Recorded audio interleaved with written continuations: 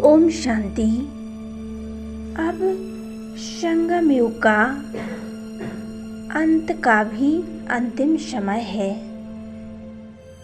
तो अब तुम बच्चों को अंतिम पुरुषार्थ में लग जाना चाहिए और हमें ये पुरुषार्थ कर लेना चाहिए। बाबा कहते हैं कि तुम बच्चों को पुरुषार्थी कहने की बजाय ये प्रारब्ध अनुभव करो, क्योंकि संगम युग की विशेषताएं प्रत्यक्ष फल की प्राप्ति होती है, साथ साथ भविष्य की प्रारब्ध भी बनती जाती है।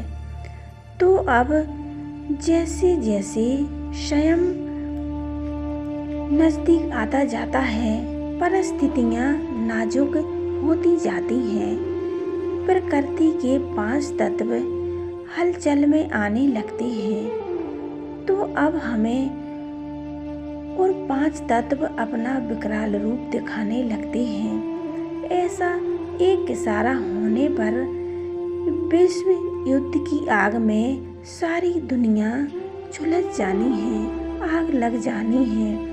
यह दुनिया का प्रस्थान होने वाली है।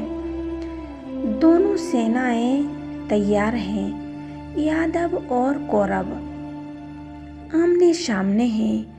एक इशारा होगा, जो भी अणु परमाणु बम बने हैं वो एक दो के ऊपर छोड़ेंगे और एक एक बम द्वारा सारी दुनिया का विनाश हो जाएगा।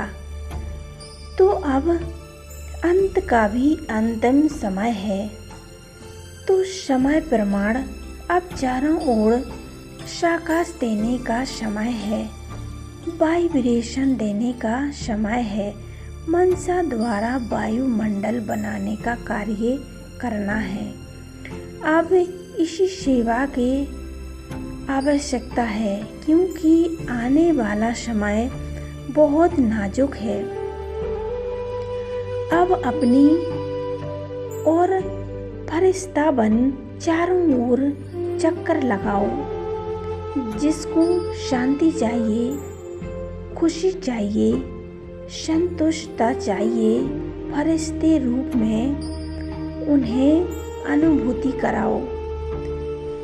वह अनुभव करें कि इन फरिश्तों द्वारा शांति और शक्ति, खुशी हमें मिल रही है।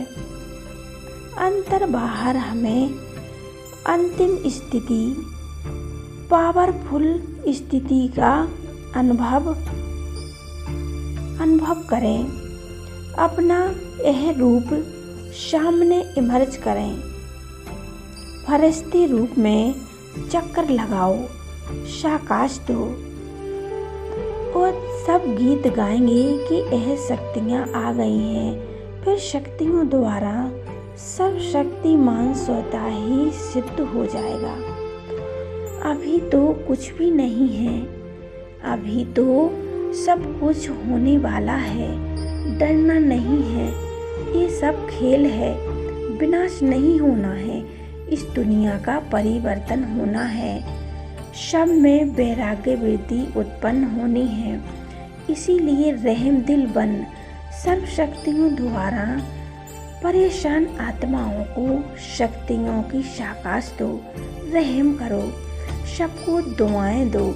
जैसे साकार रूप को देखा, अर्थात ब्रह्मा भाव को देखा, कोई भी ऐसी कोई लहर का समय जब आता था तो दिन रात साकाश देने में, निर्बल आत्माओं में बल भरने का विशेष अटेंशन रहता था। रात रात को भी समय निकालकर आत्माओं को साकाश भरने की सर्विस चलती थी। तो अभी आप सभी को लाइट माइट हाउस बनकर यह साकाश देने की सर्विस खास करनी है, जो चारों ओर लाइट माइट का प्रभाव फैल जाए। इस देह की दुनिया में कुछ भी होता रहे, लेकिन फरिश्ता ऊपर से साक्षी होकर सब कुछ पाठ देख रहे हैं। साकाश की तरह आप सब बेहद विश्व के कल्याण के लिए निमित्त हो, तो साक्षी होकर सब कुछ खेल देखते रहो। साकाश सहयोग देने की सेवा करो। शीर्ष से उतरकर साकाश नहीं देना है। ऊंची स्टेज पर स्थित होकर हमें इस दुनिया को साकाश देना है और किसी भी प्रकार के वातावरण को कोई भी नुकसान नहीं आएगा और कोई भी प्रभाव हम पर नहीं पड़ेगा। जैसे बाप अव्यक्त वतन में एक स्थान पर बैठे चारों ओर के बच्चों की पालना कर रहे हैं, ऐसे ही आप बच्चे भी एक स्थान पर बैठकर बाप समान बेहद की सेवा करो, फॉलो फादर करो। बेहद में साकाश दो, बेहद की सेवा में अपने को बिजी रखो, तो बेहद का वैराग्य स्वतः ही आ जाएगा। यह साकाश देने की सेवा निरंतर कर सकते हो। इसमें तबीयत की बात नहीं है, समय की बात। सब कुछ सहज हो जाता है। दिन रात यह बेहद की सेवा में लग सकते हो। जब भी बेहद की सेवा में लगोगे तो हमें सबको साकाश देना है और यह सब बेहद की सेवा में लग जाएंगे। इस बेहद की सेवा में स्वतः ही वायुमंडल पवित्र शुद्ध बन जाएगा। आप ब्राह्मण आदि रतन तना से सबको साकाश पहुँचाओ, तो कमजोरों को बल दो। अपने पुरुषार्थ का समय दूसरों को सहयोग देने में लगाओ। दूसरों को सहयोग देना अर्थात अपना जमा करना। अभी ऐसी लहर फैलाओ, देना है देने में लेना समाया हुआ है, क्योंकि ब्राह्मण देने में ही लेना समाया हुआ है। ब्राह्मणों के लिए विशेष स्लोगन है, कोई वस्तु अप्राप्त नहीं। ब्राह्मणों के लिए हर वस्तु प्राप्त है।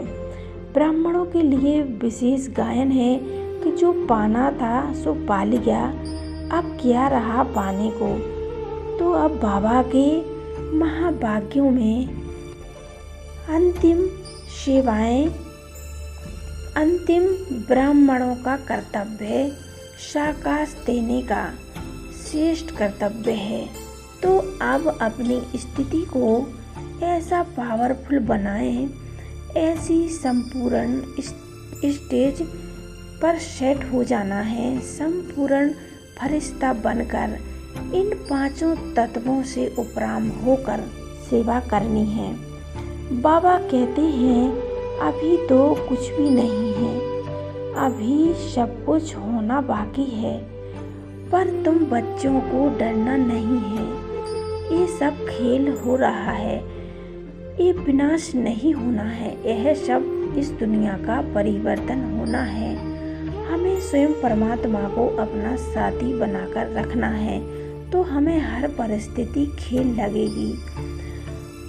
ऊपर की सीट पर सेट होकर जब साकाश देने की हम सेवा करेंगे, तो नीचे का कोई भी वायुमंडल हमें टच भी नहीं कर सकेगा। तो अब समय रहमदिल बनकर हर आत्मा के प्रति शुभ भावना, शुभकामनाएं रखनी है, शुभ चिंतन चलाना है। शुभ चिंतक बन हर आत्माओं के प्रति शुभ भावना और शुभकामना रखनी है। स्वयं प्रकृति के पांचों तत्वों को साकाश देना है, क्योंकि अंत समय में ये प्रकृति ही अपना प्रकोप दिखाएंगी, तो हमें प्रकृति को भी साकाश देना है। ओम शांति।